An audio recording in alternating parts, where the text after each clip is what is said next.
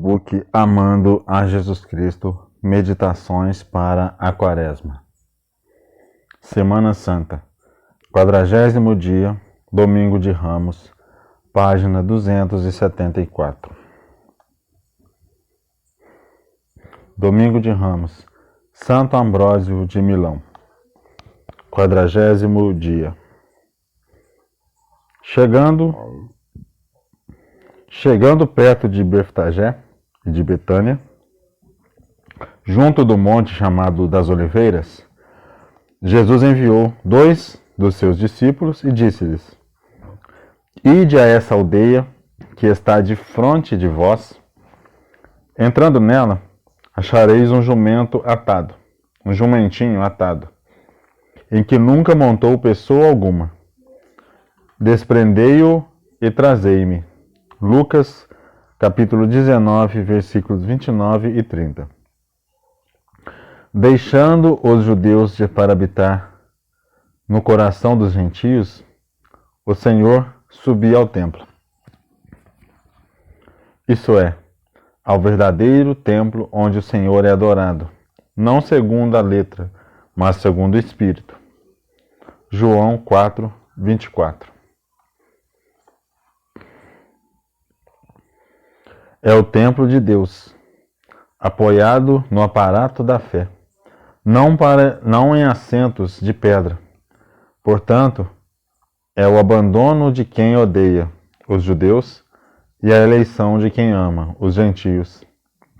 E, se ele vem ao Monte das Oliveiras, é para plantar com a virtude do alto as oliveiras jovens. Salmos 127, 3. Cuja mãe é a Jerusalém ao alto. Gálatas 4, 26. Sobre esta montanha está o jardineiro celestial, para que, estando plantados na casa de Deus, Salmo 91, 14, todos possam dizer em seu nome: Sou como a oliveira fértil na casa do Senhor Deus. Salmos 51, 10. E talvez a própria montanha seja Cristo. Afinal, o que mais produziria tais frutos? Não digo as oliveiras curvadas sob a abundância de suas baías, mas as nações que tornam fértil a plenitude do Espírito. É por ele que subimos, e é a ele que subimos. Ele é a porta, é o caminho, está aberto, e é ele que abre. Ele escancara as portas para que os justos adorem. Havia, portanto, na aldeia, um potro, e ele estava amarrado com o burro, e só poderia ser solto pelo comando do Senhor. A mão dos apóstolos o soltou. Aqui está a ação, a vida, aqui está a graça. Seja isso também, para que você possa desamarrar os cativos. Vamos agora considerar quem foram aqueles que, com sua orientação errônea revelada, foram expulsos do paraíso e amarrados em uma fortaleza. Ainda que expulsos pela morte, a vida lembrou-se deles. De acordo com Mateus, lemos que havia uma jumenta e um jumentinho. Mateus 21, 7. Desta forma, como no caso dos humanos, ambos os sexos foram expulsos. Assim também, ambos os animais e ambos os sexos são relembrados. Por um lado, o jumento representava Eva e a mãe do erro. Por outro, seu filho representava todo o povo dos gentios. Por isso, é o jumentinho que serve de montaria. E verdadeiramente um jumento, em que nunca montou pessoa alguma, Lucas 19, 30, porque ninguém antes de Cristo havia chamado para a igreja os povos das nações. Mas agora Cristo foi mantido cativo pelos laços da incredulidade, entregue ao mestre maligno a quem seu erro o havia obtido, não por direito da natureza, mas por uma falha. Da mesma forma, dizer é reconhecer apenas um Deus e um mestre, pois há muitos deuses e mestres, mas em um sentido geral. Além disso, embora o Mestre não seja especificado, Cristo é designado não pela menção de sua pessoa, mas pela natureza universal de sua natureza. Marcos menciona, atado fora. Marcos 11, 4. Assim, quem não está em Cristo está atado fora, na rua, mas quem está em Cristo não está. No caminho, acrescenta, não há propriedade garantida, nem manjedoura, nem comida, estábulo, escravo miserável, cuja condição é indecisa. Temos muitos senhores, mas desejamos um só. Outros prendem-se a seus mestres. Cristo solta a si mesmo para ligar-se a nós. Ele bem sabe que os dons são mais fortes que os laços que amarram. Também notamos que serão enviados 2 discípulos, Pedro a Cornélio, Atos 10, 24, e Paulo aos outros. Portanto, não especificamos o povo, mas indicamos o número. Se, no entanto, alguém procurar saber quem são as pessoas, pode-se pensar em Filipe, a quem o Espírito enviou a Gaza, quando ele batizou o eunuco da rainha de Candace, e que Azote, a Cesareia, semeou em todas as cidades a palavra do Senhor. Atos 8, 26. Por fim, não esqueçamos a promessa de voltar logo, porque ele iria enviar aqueles que pregariam o Senhor Jesus aos gentios. Ao destacar o animal, o que se pode aprender disso? De forma alguma disseram que Jesus lhes disse, para que compreendam que não foi pelos seus discursos em seu próprio nome, mas em nome de Cristo, que espalharam a palavra de Deus e a fé entre os povos. Era pelo nome de Cristo que as potências inimigas que reclamavam para si a homenagem das nações rendiam-se às ordens divinas. Então os apóstolos colocaram suas próprias vestes sobre os passos de Cristo, porque tiveram que levar o esplendor do evento pregando o Evangelho. Muitas vezes, as divinas escrituras, as vestes são símbolos das virtudes. Eles deveriam suavizar a dureza dos gentios por sua própria eficiência, de modo a conseguir, por seu zelo ávido, o bom ofício de um trabalho fácil e tranquilo. Pois o mestre do mundo não tem prazer em ter seu corpo visível carregado nas costas de um burro, mas queria, por um segredo misterioso, zelar a intimidade de nossa alma, estabelecer-se no fundo de nossos corações, sentar-se ali como um cavaleiro místico, apresentar-se como o divino e humano, regulando os passos da alma, refreando os solavancos da carne e preparando o povo dos gentios a essa direção amorosa, a fim de disciplinar seus sentimentos. Felizes aqueles que receberam tal cavaleiro nas costas de suas almas. Felizes, de fato, aqueles cuja boca, para não espalhar fofocas, foi contida pelo freio da palavra celestial. O que é esse freio, meus irmãos? Quem vai me ensinar como aperta ou afrouxa os lábios dos homens? Ele me mostrou aquele freio, aquele que disse, para que me seja dada a palavra para abrir os meus lábios. Efésios 6,19. A palavra é, portanto, o freio. A palavra é espora, também é aguilhão. Duro te é recalcitrar contra o aguilhão. Atos 9, 5, 26, 14.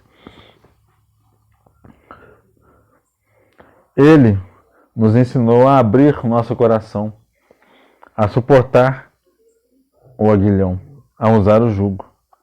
Devemos aprender a suportar o freio da língua, pois a virtude do silêncio é mais rara do que a da fala.